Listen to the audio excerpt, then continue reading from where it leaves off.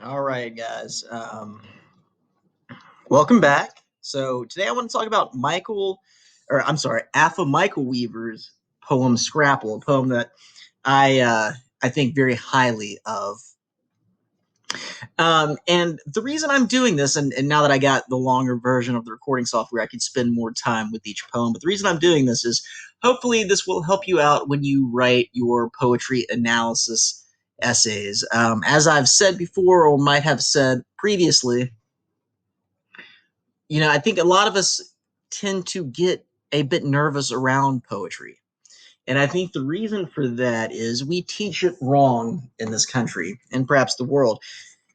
I don't think that we all need to be learning Shakespeare, John Milton, even Keats when we do, right? I don't think our first exposure to poetry should come in the form of 16th, 17th, 18th century old dead white guys. I think we should actually do the opposite. We could read more contemporary modern stuff that speaks closer to us because it is contemporary, right? From there, we can, once we appreciate poetry in that regard, we can move on to Keats and Shakespeare and Milton, who are fantastic and definitely need to be read. But we need to have the tools to do that. I'm just saying that because I want y'all to practice writing and talking about poetry, and I think this is a good way to get y'all to learn the basics. All right, so what I want to do today and then continue to do for not each poem that we discussed, but one poem um from each grouping. Okay, as I quaff my black tea. All right, so what I want to do today then is look at Scrapple by Afaa Michael Weaver, a really great poet. Writes a lot about place and identity and food, like Thomas Lux. Now, if you've never had Scrapple, I've actually never had it either, but I know what it is. It is the trimmings and the remains from pork products, right? That is kind of mushed together and congealed into the loaf, which is fried. I'm sure it's lovely. I've never had it. I'm trying to eat less pork these days, so it may not be for me, but um, it's one of those foods that is a marker of identity, especially of an African American heritage.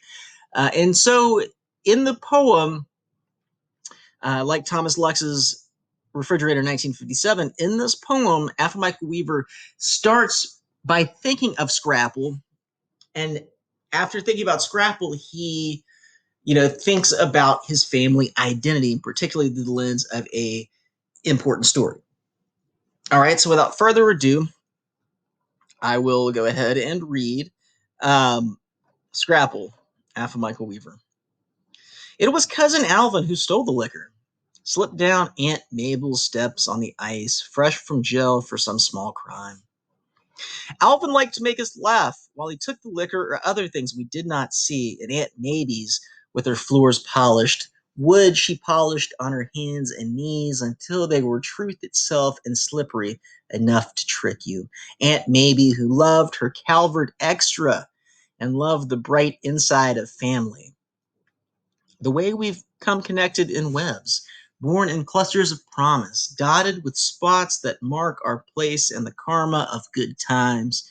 Good times in the long ribbon of being colored. I learned when colored had just given way to Negro, and Negro was leaving us because blackness chased it out of the house, made it slip on the ice, fall down and spill Negro all over the sidewalk until we were proud in a new avenue of pride, as thick as the Scrapple on Saturday morning with king syrup and the good times. Between the strikes and layoffs at the mills when work was too slack and Pop sat around pretending not to worry, not to let the stream of sweat he wiped from his head be anything except the natural way of things, keeping his habits, the paper in his chair by the window, the radio with the Orioles, with Earl Weaver, the screamer, and Frank Robinson, the gentle black man, keeping his habits, Mama keeping hers, the WSID gospel in the mornings, dusting the encyclopedias she got from the A&P, collecting the secrets of neighbors,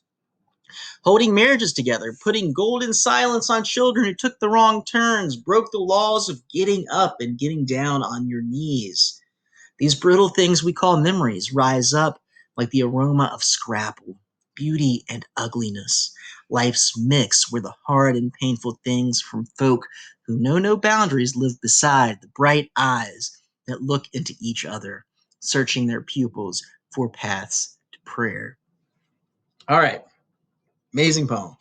What I love about this poem is the way it moves. All right, so notice how early on we're not talking about Scrapple.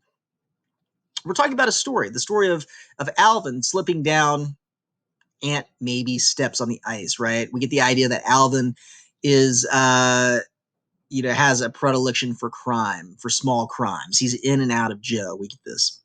Okay. We also get the description of Aunt Maybe's. She polished her floor. She is an incredibly hard worker. Would she polish on her hands and knees until they were truth itself and slippery enough to trick you? Aunt Maybe loved her Calvert Extra type of liquor and loved the bright inside of family. So now we get in this poem a pretty good characterization of two personas based on action, right? So Alvin slipping down the ice after being fresh from some jail, stealing liquor, etc. And Aunt Maybe, who is depicted as this evangelical good Christian woman who still likes her liquor, right? So we get this complexity of identity that is very, very fascinating.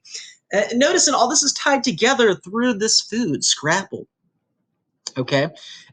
In the poem, we get the sense of family, we get the sense of identity, the way, for the speaker's family, who we can't presume it's Afaa Michael Weaver, but, in some ways we can. We get a sense that the family identity is connected. It's very tight. The way we come connected in webs, born in clusters of promise, right? Born in clusters of promise. This is interesting, right? We are all born with possibility, with opportunity. Now, he seems to be suggesting here that Alvin might have squandered this promise by continually going to jail, or Aunt Maybe is living up to this promise. Maybe not. Good times in the long run of being colored, I learned when colored had just given way to Negro, and Negro was leaving us because blackness chased out of the house made it slip on the ice. All right. So he is commenting here on the changing of times, the changing of language. Of course, that word is no longer in vogue. It's not in vogue in formal writing, nor is the word colored, right? He seems to be watching this change, the societal change, by staring at his family's dynamics. The speaker obviously has a lot of pride for his until we were proud in a new avenue of pride, as thick as the scrapple on Sunday morning with king syrup in the good times. Right? So this idea of scrapple not only is something literal to eat, but metaphorical in terms of their identity, right? Think of how scrapple is, and we get down to the bottom.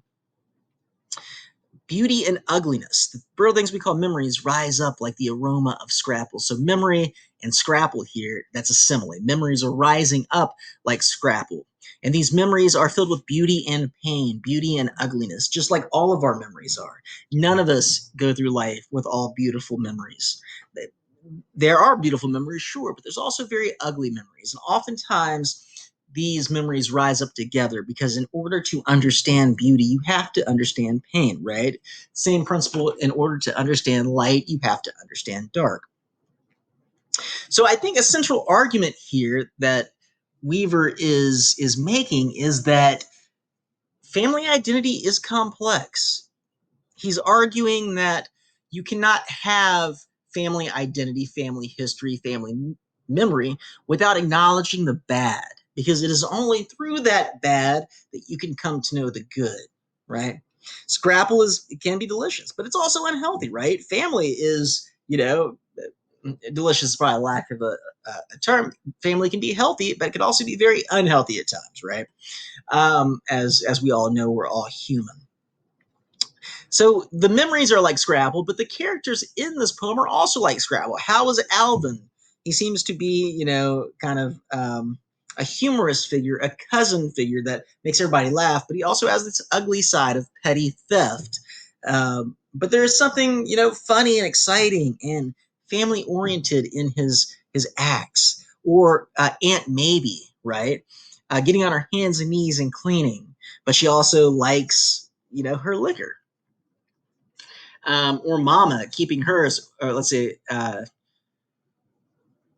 and the good times between the strikes, the layoffs, the mills when work was too slack, and Pop sat around pretending not to worry, not to let the stream of sweat, right? So we also get backstory into this family's socioeconomic class. Work was not always available. Perhaps they had to eat Scrapple a lot because of the lack of work. Now, in terms of looking at the way this poem is arranged, in terms of how form and content are interwoven, I'm sorry. Look at the long poem here. It's not broken into specific stanzas. It's one long stanza. That's known as stichic, Stichic. And if we use our imaginations, and I think we have to here, this looks like a loaf of Scrapple, right? One long loaf of Scrapple. So in this way, while it's not a concrete poem, the poem's form helps us see the Scrapple, right? We see the image of Scrapple. It's in free verse, though. If you do, there are some slant rhymes, but it is in free verse. And why might free verse be applicable here? Because Scrapple is messy. Scrapple is, even though it's a log, it breaks apart. It's a congealed, right? It's formed of many components. It's not neat. Perfect end rhymes would give the impression of neatness, of orderliness. But what the speaker is saying here is that life is disorderly. Life is like Scrapple. Life is a conglomeration of different ingredients and different family identities and personalities.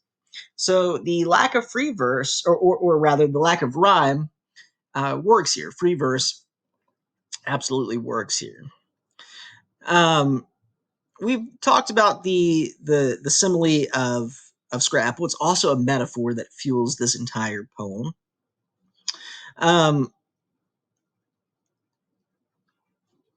Clusters of promise. So he also uses a lot of great turns of phrases, great images. Let me find some. Aunt Maybe's with her floor polished. I love that image. I love the idea of polishing floors. And this makes me think a lot of, growing up in my household. My mom was a very clean woman. She still is. But she would always make us clean before company came over, right? Because she wanted to give the appearance that things were more orderly than perhaps they were. I'm one of 5 children. We made a lot of messes. So I like the image of floors being polished because it suggests an attempt to keep things ordered in the face of chaos. What we have here, we get this from Aunt Maybe's character. And I love the sensory description of Scrapple, king syrup in the good times, okay? Or Pop, not to let the stream of sweat he wiped. All right, this is alliteration as well. Stream, words that begin with S. Alliteration is the repetition of initial consonants.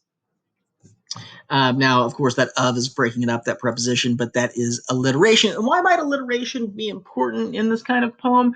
Well, it aids that type of smoothness, that type of progression. Notice the alliteration too, or the allusion. I'm sorry, allusion is a reference. Talks about Earl Weaver and Frank Robinson, the WSID Bible, which I'm not too familiar with what that is, or the A&P. Talks about the Orioles, all right, the Baltimore Orioles.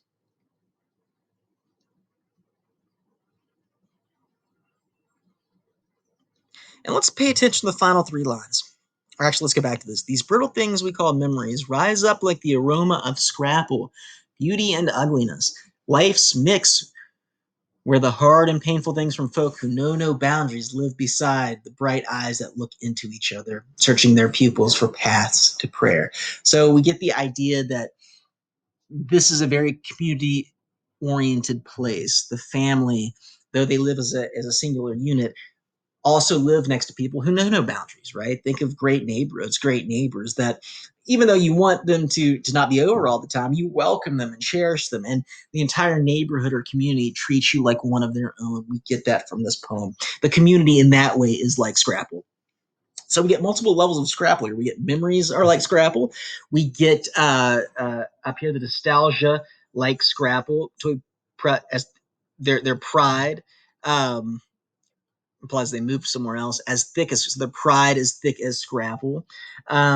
We get uh, the characters are like Scrapple, family identity is like Scrapple, and the community is like Scrapple in terms of its hodgepodgeness, its amalgamation of good vibes, good people, and it just makes life better.